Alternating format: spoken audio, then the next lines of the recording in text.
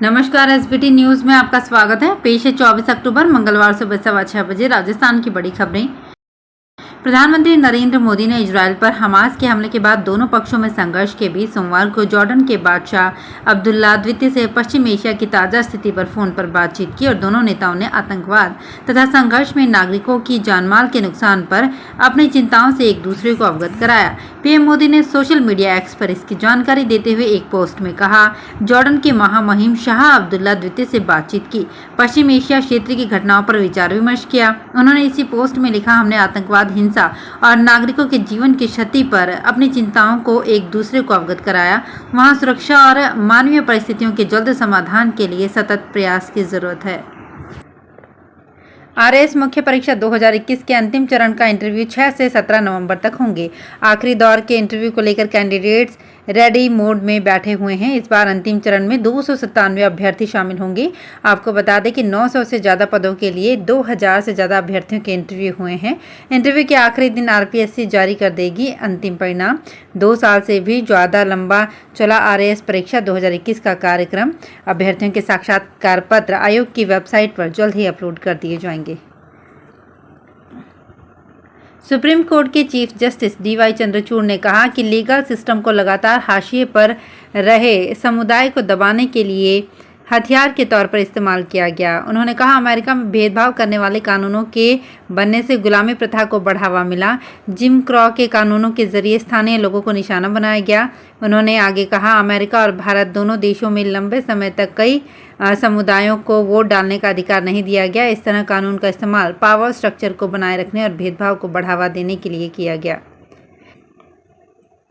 केंद्रीय जल शक्ति मंत्री गजेंद्र सिंह शेखावत ने राज्य में कांग्रेस सरकार पर वोट बैंक के लिए तुष्टीकरण की नीति अपनाने का आरोप लगाते हुए कहा है कि इसका एजेंडा केवल अपने वोट बैंक को साधने का है और समाज को बांटकर एक समुदाय विशेष को खुश करने का है और इस कारण आगामी विधानसभा चुनाव में तुष्टीकरण का मुद्दा प्रभावी रहने वाला है। उन्होंने कहा कि यहाँ प्रदेश में बिगड़ती कानून व्यवस्था और गहलोत सरकार की तुष्टीकरण की नीति के खिलाफ भाजपा मीडिया सेंटर में प्रेस वार्ता संबोधित कर रहे हैं। सिरोही की डीएसटी टीम के नेतृत्व में स्वास्थ्य विभाग ने एक फैक्ट्री पर दबिश देकर 1235 किलोग्राम घी, 200 किलोग्राम क्रीम और 3000 किलोग्राम फैट जब्त किया। सिरोही एसपी ज्येष्ठा मैत्रेयी के निर्देश पर जिले भर में चलाए जा रहे विशेष अभियान के तहत ये कार्रवाई की गई। इसके अनुसार सामनेश्वर जी रिको एरिया में स्थित फूड नमक फैक्ट्री में बड़ी मात्रा में घी का उत्पादन किया जा रहा था, जो निर्धारित मापदंडों के अनुरूप न होकर नकली घी प्रतीत हो रहा था। राजस्थान सरकार में कृषि मंत्री लालचंद कटारिया का अपने एजुकेशन को लेकर चुनाव आयोग में झूठा शपथ पत्र देने का मामला सामने आया है। कटारिया ने 2003 के विधानसभा चुनाव में आमेर सीट से भरे एफिडेविट में खुद को रायबरेली के इंटर कॉलेज से इंटरमीडिएट पास बताया था, जबकि 2008 के विधानसभा चुनाव में झोटवाड़ा सीट से भरे एफिडेविट में खुद को 10वीं पास बताया था। 4 चुनावों में उन्होंने शिक्षा को लेकर अलग अलग ब्यौरा दिया है। रायबरेली के जिस इंटर कॉलेज से कटारिया ने 10वीं और 12वीं की परीक्षा करने का दावा किया है, उस कॉलेज ने उनके यहाँ लालचंद कटारिया नाम का स्टूडेंट होने से इनकार कर दिया है। इसके बाद कटारिया सवालों के घेरे में आ गए हैं। विधानसभा चुनाव से पहले बीजेपी लगातार अन्य पार्टियों में सेंधमारी कर रही है। सोमवार को कांग्रेस, आरएलपी और जयपुर के पूर्व जिला कलेक्टर अतर सिंह नेहरा सहित 10 नेताओं ने बीजेपी ज्वाइन की। पायलट खेमे के कांग्रेस नेता पंडित सुरेश मिश्रा ने बीजेपी का दामन थाम लिया। पंडित सुरेश मिश्रा सांगानेर विधानसभा क्षेत्र से कांग्रेस के टिकट पर विधानसभा चुनाव भी लड़ चुके हैं। इस बार भी वो सांगानेर से टिकट की दावेदारी कर रहे थे।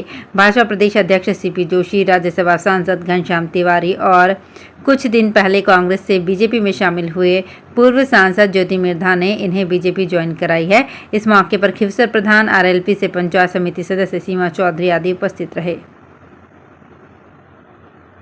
अजमेर की सेंट्रल जेल में सोमवार को सर्च ऑपरेशन चलाया गया। जिला कलेक्टर भारती दीक्षित और एसपी चुनाराम जाट सहित 150 पुलिसकर्मियों ने जेल के अंदर चप्पे चप्पे पर तलाशी ली। हालांकि 2 घंटे तक चले सर्च ऑपरेशन में पुलिस को किसी तरह की संदिग्ध वस्तु बरामद नहीं हुई। सोमवार को जिला कलेक्ट्रेट कार्यालय से collector Bharti Dixit, SP Chunaram Jat, 2 additional SP, 4 CO, 9 थानों के थाना अधिकारी सहित 150 पुलिसकर्मियों का काफिला सेंट्रल जेल पहुंचा और सर्च ऑपरेशन चलाया।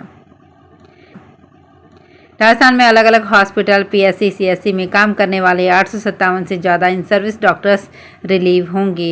इन डॉक्टरों ने पीजी कोर्स के लिए आवेदन किया था, जिनकी सूची पीजी नीट काउंसिल ने जारी कर दी है। लिस्ट जारी होने के बाद स्वास्थ्य निदेशालय के निदेशक ने लेटर लिखकर संबंधित सीएमएचओ, हॉस्पिटल सुपरिटेंडेंट और मेडिकल कॉलेज के प्रिंसिपल को रिलीव करने के लिए कहा है। दरअसल पिछले जून-जुलाई में नीट पीजी का रिजल्ट आने के बाद जुलाई से अगस्त तक सफल अभ्यर्थियों की काउंसलिंग करवाई गई। 3 राउंड की काउंसलिंग में सिलेक्ट हुए अभ्यर्थियों में 857 से ज़्यादा ऐसे डॉक्टर हैं जो वर्तमान में राज्य सरकार मेडिकल हेल्थ डिपार्टमेंट में सर्विस दे रहे हैं।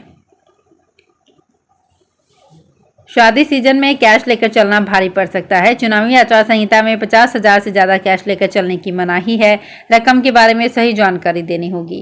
रविवार को भरतपुर में 2 चेक पॉइंट पर पुलिस ने कार्रवाई करते हुए 5 लाख से ज्यादा की राशि जब्त कर ली। भरतपुर और डीग जिले की पुलिस जगह जगह नाकाबंदी कर हर तरह की आपराधिक गतिविधियों पर नजर बनाए हुए है। इस दौरान हर आने जाने वाले वाहन की चेकिंग की जा रही है, नकदी जब्त की जा रही है। भाजपा के बाद अब कांग्रेस में भी दूसरी लिस्ट जारी होने के साथ ही विरोध शुरू हो गया है। बीकानेर पश्चिम सीट से शिक्षा मंत्री बीडी कल्ला को टिकट देने से नाराज विप्र कल्याण बोर्ड के सदस्य ने इस्तीफा दे दिया है। वहीं बीकानेर पूर्व से सिद्धि कुमारी को फिर प्रत्याशी बनाने पर प्रदर्शन का ऐलान किया गया है। उदयपुर शहर सीट से भाजपा प्रत्याशी ताराचंद जैन के विरोध में रैली निकाली। उदयपुर शहर विधानसभा सीट से भाजपा प्रत्याशी ताराचंद जैन के विरोध में भाजपा के उदयपुर नगर निगम के डेप्यूटी मेयर पारस सिंघवी अब खुलकर विरोध कर रहे हैं। सिंघवी के नेतृत्व में उनके समर्थकों ने सोमवार को टाउन हॉल से स्वाभिमान रैली निकाली। अलवर की तिजारा विधानसभा सीट से विधायक का चुनाव लड़ रहे सांसद बाबा बालकनाथ ने बेदू का बयान दिया है। कहा, इस बार ऐसा मतदान होगा कि गांव में वोट तो 1440 होंगे और पड़ेंगे 1450। बाबा बालकनाथ रविवार को गोठड़ा की श्री मेठी धर्मशाला में सभा को संबोधित कर रहे थे। इसका वीडियो सोमवार को सामने आया है। सभा में बालकनाथ युवाओं को अधिक से अधिक मतदान के लिए प्रेरित कर रहे थे। इस दौरान उन्होंने यहां तक कह दिया कि जितने वोट हों उससे ज़्यादा वोटिंग करनी है। निर्वाचन आयोग वाले सोचेंगे कि इतने वोट कहां से पड़ गए, जांच करते रहो, लेकिन वोट तो पड़ चुके हैं। सांसद ने कहा, उधर वाले 100 में से 80 वोट डालते हैं तो हम इस बार 100 में से 110 वोट डालेंगे। इस भावना के साथ इस बार हमें काम करना है। जयपुर शहर के व्यापार मंडल के पदाधिकारियों ने सोमवार को नगर निगम ग्रेटर कमिश्नर से मुलाकात की। यहां उन्होंने ज्ञापन देकर कमिश्नर से दीपावली पर लगने वाले विज्ञापन में छूट देने की मांग की। इस बार अब तक नगर निगम प्रशासन ने विज्ञापन छूट के आदेश जारी नहीं किए हैं, जबकि बिजली बिल पर मिलने वाली छूट के आदेश जारी हो गए हैं। व्यापार मंडल के अध्यक्ष ने कहा कि दीपावली में केवल 20 दिन का समय बचा है। धनतेरस से रोशनी का स्विच ऑन होता है और रोशनी 4 दिन तक रहती है, जिसे देखने न केवल जयपुर बल्कि दूसरे शहरों और राज्यों से भी पर्यटक आते हैं। हर साल सरकार की ओर से इस रोशनी में खर्च होने वाली बिजली पर रियायत देने के साथ इसमें लगने वाले विज्ञापन शुल्क को माफ करते हैं। सवाई माधोपुर से कांग्रेस प्रत्याशी दानिश अबरार के काफिले पर सोमवार को पथराव हो गया। करीब 24 से ज्यादा लोगों ने उनकी गाड़ी के आगे जमकर उत्पात मचाया और शीशे तोड़ दिए। हमले में दानिश अबरार और कांग्रेसी कार्यकर्ता बाल बाल बच गए। वे टिकट मिलने के बाद सड़क मार्ग से जयपुर से सवाई माधोपुर आ रहे थे। थानाधिकारी लखन सिंह खटाना ने बताया कि हमले के बाद असामाजिक तत्वों को चिन्हित कर लिया गया है। केंद्रीय सशस्त्र पुलिस बल जल्द ही इंडियन ब्रीड के डॉग तैनात करने वाला है। Rampur hound, Himalaya mountain canines और हिमाचली शेफर्ड में गद्दी, बरखवार, तिब्बती मास्टिफ जैसे देसी नस्ल के कुत्तों को केंद्रीय पुलिस बल में शामिल किया जाएगा। इन डॉग्स के सिलेक्शन से लेकर ट्रेनिंग तक की जिम्मेदारी के 9 दस्ते के पास होती है।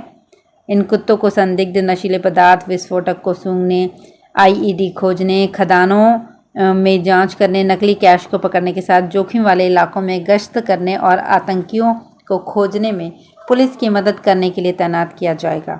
वर्तमान में केंद्रीय पुलिस में तैनात सभी कुत्ते विदेशी नस्ल के हैं। तो फिलहाल इस बुलेटिन में इतना ही। फिर हाजिर होंगे कुछ और बड़ी खबरों के साथ।